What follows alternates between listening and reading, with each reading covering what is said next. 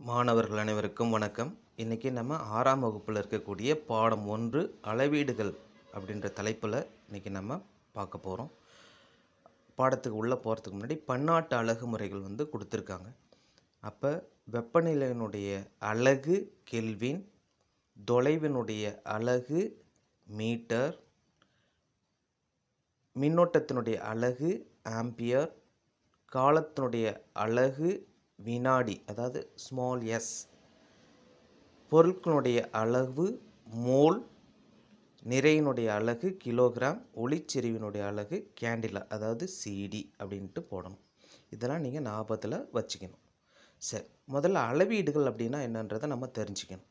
அதாவது தெரிந்த ஒரு அளவை கொண்டு தெரியாத அளவீடுவை ஒப்பிடுவது தான் அளவீடு.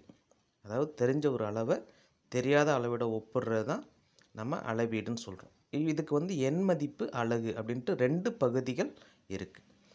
முதல்ல நீளம் அப்படின்னா என்னன்றது நம்ம தெரிஞ்சுப்போம். நீளம் அப்படின்றது என்ன அப்படின்னு நீங்கள் பார்த்தீங்க அப்படின்னா 2 புள்ளிகளுக்கு இடைப்பட்ட தொலைவை தான் நம்ம நீளம் அப்படின்னு குறிப்பிடுறோம்.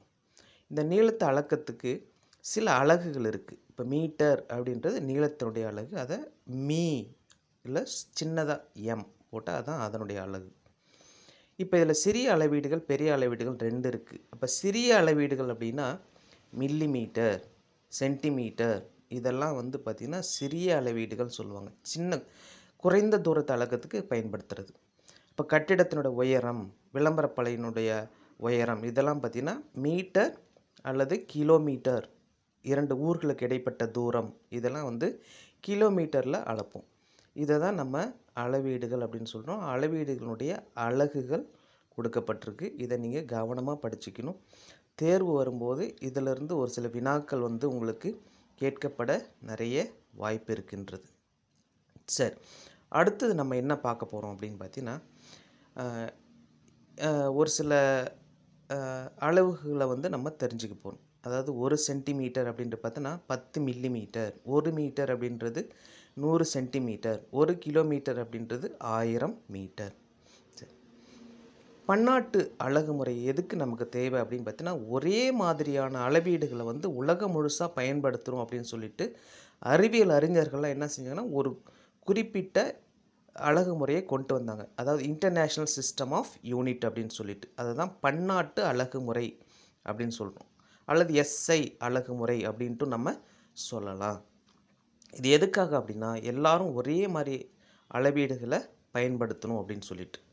இப்போ நீளத்தினுடைய அலகு அப்படின்னு பார்த்தீங்கன்னா மீட்டர், நிறையினுடைய அலகு கிலோகிராம், காலத்தினுடைய அலகு வினாடி, பரப்பின் அலகு மீட்டர் ஸ்கொயர், பருமனுடைய அலகு மீட்டர் கியூப். இதுக்கு ஒரு சில துணை பன்மடங்கு அலகுகளும் உங்களுக்கு புக்கில் கொடுத்துருக்காங்க. இப்போ டெசி, அதை ஸ்மால் டி அப்படின்னு சொல்லுவாங்க. அதனுடைய துணை பன்மடங்கு அப்படின்னு பார்த்தோன்னா 1/10. அதை நம்ம மீட்டருக்கு கன்வெர்ட் பண்ணோம் அப்படின்னா 10 டெசிமீட்டர் அப்படின்றது 1 மீட்டர். சரியா? அதேமாதிரி சென்டிமீட்டர் நீங்கள் கேள்விப்பட்டிருப்பீங்க. அப்போ சென்டிமீட்டர், சி, அதனுடைய துணை பன்மடங்கு அப்படின்றது 1/100. அப்போ 100 சென்டிமீட்டர் அப்படின்றது எவ்வளோ? 1 மீட்டர். சரியா? அடுத்தது மில்லிமீட்டர் அப்படின்னு சொல்லுவோம் இல்லையா, மில்லி.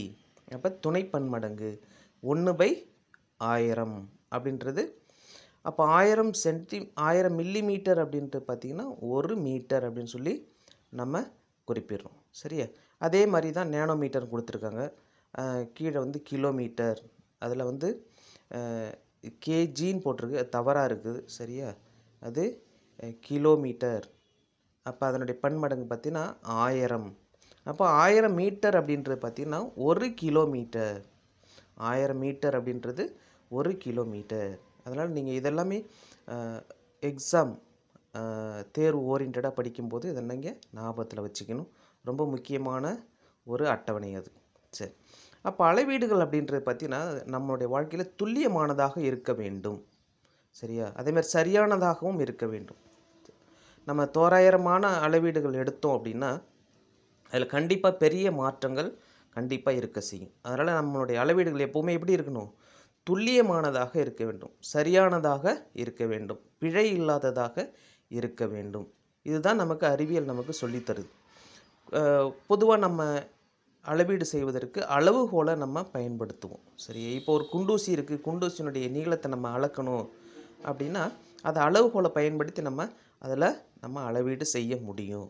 சரி, இப்போ ஒரு குண்டூசி இருக்குது அப்படின்னா அதை நம்ம அளக்கணும் அப்படின்னா அந்த அளவுகோலுடைய ஜீரோவில் வச்சு நம்ம அளவீடு செய்யணும்.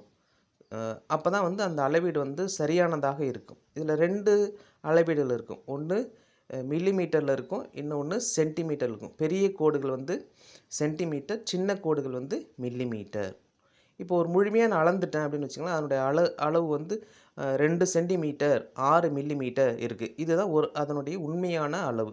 ஆனால் நம்ம சில நேரங்களில் குழப்பத்தில் பிழையாக எழுத வாய்ப்பு இருக்குது. 6 சென்டிமீட்டர் 2 மில்லிமீட்டர் அப்படின்னு சொல்லி எழுத வாய்ப்பு இருக்குது. அதனால் நம்ம சென்டிமீட்டர் மில்லிமீட்டர் அப்படின்றத கவனமாக நம்ம அளவீடு செஞ்சு எழுத வேண்டும். அப்படி எழுதினா தான் நம்மளுடைய அளவீடு சரியானதாக இருக்கும். சரியா? அதே சுழியில் வைத்து நம்ம ஆரம்பிக்க வேண்டிய எந்த அளவீடுகளுமே சுழி, அதாவது ஜீரோன்னு சொல்கிறாங்க இல்லையா, அங்கே வச்சு தான் நம்மளுடைய அளவீடுகளை ஆரம்பிக்கணும். எப்போதுமே ஒரு பொருளை அந்த ஜீரோவில் வச்சு தான், ஜீரோவுக்கு இணையாக வச்சு அளவுகளோடு ஒன்றிச்சு நம்ம எடுத்தோம் அப்படின்னா நம்மளுடைய அளவீடுகளில் பிழை வராது. ஆனால் சில நேரங்களில் நமக்கு இடமாறு தோற்ற பிழை ஏற்பட வாய்ப்பு இருக்குது. அதாவது பார்வையினுடைய கோடுகள் ஏற்படக்கூடிய அந்த மாறுபாடு.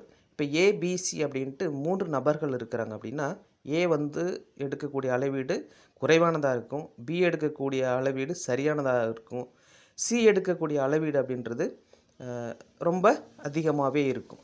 அப்போ நம்ம எப்போவுமே அளவீடு செய்யும்போது நேர்கோட்டில் வச்சு தான் நம்ம எடுக்கணும். நேரான பார்வையில் தான் எடுக்கணும். ஒரு பென்சிலுடைய நீளத்தை அளக்கணும்னா நேரான பார்வையில் தான் அளக்கணும். அப்போ தான் இந்த பிழை ஏற்படாமல் இருக்கும். இப்போ சிக்கும் பி ஏக்கும் நடுவில் பார்த்திங்கன்னா நிறைய பிழைகள் ஏற்பட வாய்ப்பு இருக்குது. மாணவர்களுக்கு நன்றி. இந்த பாடம் இன்னும் தொடரும்.